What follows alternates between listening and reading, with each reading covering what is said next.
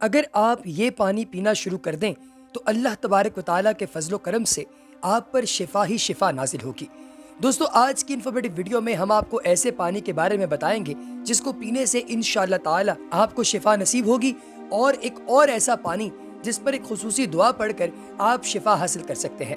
اس سے پہلے کہ ویڈیو میں آگے بڑھا جائے، اگر آپ دوست احباب نے ابھی تک ہمارے چینل کو سبسکرائب نہیں کیا تو ابھی الف لام میم کو سبسکرائب کیجئے، بیل آئیکن پر کلک کیجئے اور کمنٹ سیکشن میں اپنی قیمتی رائے کا اظہار ضرور کیجئے گا۔ دوستو، صحیح بخاری کی کتاب الوضو کی حدیث نمبر 187 میں ہے کہ ہم سے آدم نے بیان کیا، انہوں نے کہا کہ ہم سے شعبہ نے بیان کیا، انہوں نے کہا کہ ہم سے حکم نے بیان کیا، انہوں نے ابو حجیفہ رضی اللہ تعالی عنہ سے سنا، وہ کہتے ہیں کہ ایک دن رسول اللہ صلی اللہ علیہ وآلہ وسلم ہمارے پاس دوپہر کے وقت تشریف لائے تو آپ کے لیے وضو کا پانی حاضر کیا گیا، جس سے آپ نے وضو فرمایا۔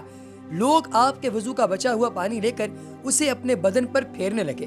آپ علیہ الصلوۃ والسلام نے ظہر کی 2 رکعتیں ادا کی اور عصر کی بھی 2 رکعتیں، اور آپ کے سامنے آڑ کے لیے ایک نیزہ تھا۔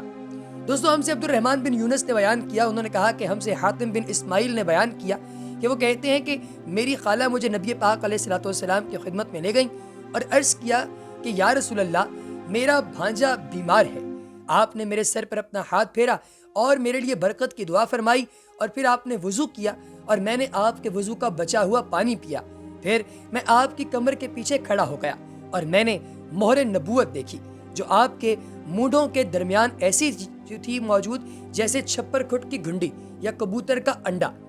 دوستو، اسی طریقے سے ایک اور حدیث نمبر 194 ہے، اس میں فرمایا کہ ہم سے ابو الولید نے بیان کیا کہ نبی پاک علیہ الصلوۃ والسلام میری مزاج پرسی کے لیے تشریف لائے۔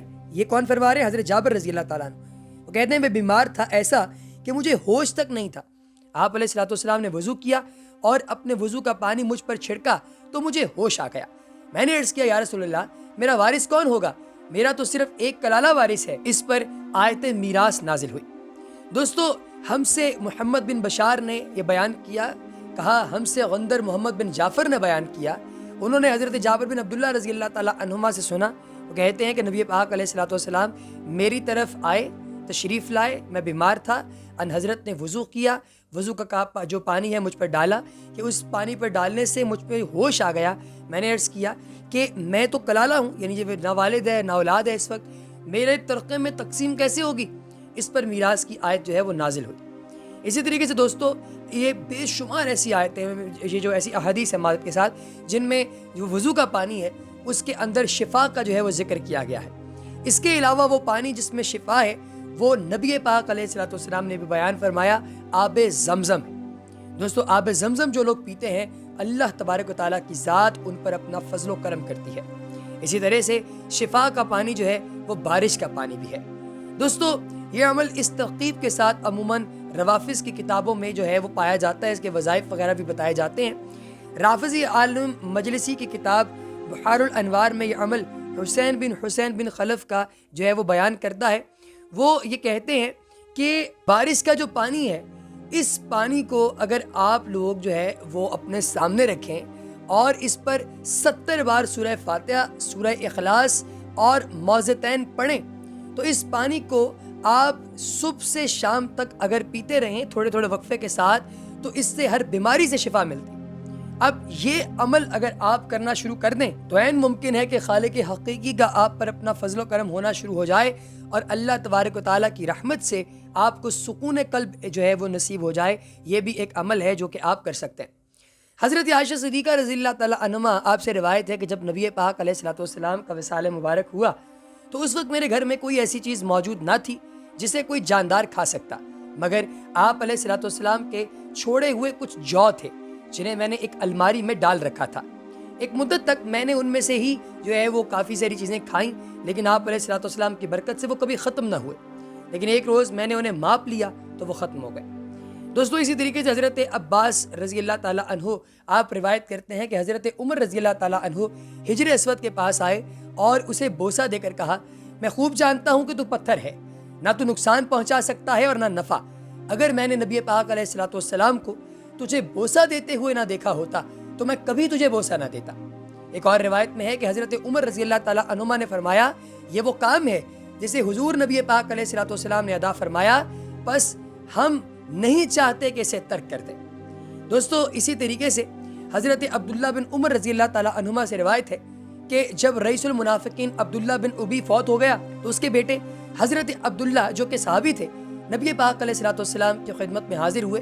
یا رسول اللہ مجھے اپنی قمیص عطا فرمائیے کہ اس سے میں اپنے والد کو کفن دوں اور اس پر نماز پڑھیے اور اس کے لیے دعائے مغفرت بھی فرمائیں۔ نبی پاک علیہ السلام نے انہیں اپنی قمیص عطا فرمائی اور فرمایا جنازے کے وقت مجھے اطلاع کر دینا تاکہ اس پر نماز پڑھوں۔ بس اطلاع دی گئی، آپ علیہ السلام نے اس پر نماز پڑھنے کا ارادہ کیا تو حضرت عمر رضی اللہ تعالیٰ عنہ نے آپ علیہ السلام کو روکا۔ انہوں نے فرمایا کہ آپ یہ جو ارادہ کر رہے ہیں یہ ارادہ ٹھیک نہیں۔ عرض کیا کہ یا رسول اللہ، اللہ تعالیٰ نے آپ کو منافقین پر نماز پڑھنے سے منع نہیں فرمایا؟ تو آپ علیہ السلام نے فرمایا کہ مجھے دونوں باتوں کا اختیار دیتے ہوئے اللہ تعالیٰ نے فرمایا اگر آپ اپنی طبعی شفقت اور عفو و درگزر کی عادت کریمانہ کے پیش نظر ان کے لیے 70 مرتبہ بھی بخشش طلب کریں تو بھی اللہ تعالیٰ انہیں ہرگز نہیں بخشے گا۔ اللہ اکبر۔ تو آپ علیہ السلام نے اس پر نماز پڑھی، وہی نازل ہوئی اور آپ کبھی بھی ان منافقوں میں سے جو کوئی مر جائے اس کے جنازے پر نماز نہ پڑھیں۔ یہ حدیث متفق علیہ ہے۔ اسی طریقے سے دوستو ایک اور حضرت سہل بن سعد رضی اللہ تعالیٰ عنہما نے فرمایا ایک عورت چادر لے کر نبی پاک علیہ السلام کی خدمت میں حاضر ہوئی۔ حضرت سہل نے دوسرے حضرات سے کہا کہ آپ جانتے ہیں کہ یہ چادر کیسی ہے؟ لوگوں نے جواب دیا کہ یہ شملہ ہے۔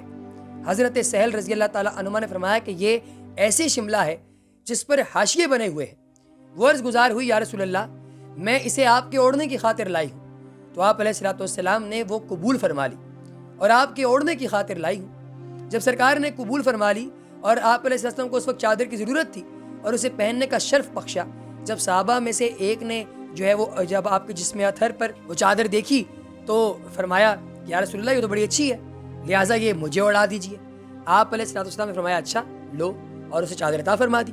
جب حضور نبی پاک علیہ السلام اٹھ کر تشریف لے گئے تو دوسرے صحابہ کرام رضوان اللہ تعالیٰ علیہم اجمعین نے کہا کہ تم نے اچھا نہیں کیا، کیونکہ جب تم نے یہ دیکھ لیا کہ نبی پاک علیہ السلام نے اسے قبول فرما لیا اور آپ کو اس چادر کی ضرورت تھی، اس کے باوجود تم نے وہی مانگ لی، جبکہ تم یہ جانتے بھی تھے کہ جب آپ علیہ السلام سے سوال کیا جائے تو آپ صلی اللہ علیہ وسلم کبھی انکار نہیں فرماتے۔ اس صحابی نے کہا ارے میں تو اس سے برکت کا امیدوار ہوں، کیونکہ اسے نبی پاک علیہ السلام کے جسم اطہر سے لگنے کا شرف حاصل ہو گیا ہے، لہٰذا میں چاہتا ہوں کہ اسی میں کفن دیا جائے۔ اور ایک روایت میں ہے کہ حضرت سہل رضی اللہ تعالیٰ نے فرمایا کہ پھر وہی چادر اس صحابی کا کفن بنی۔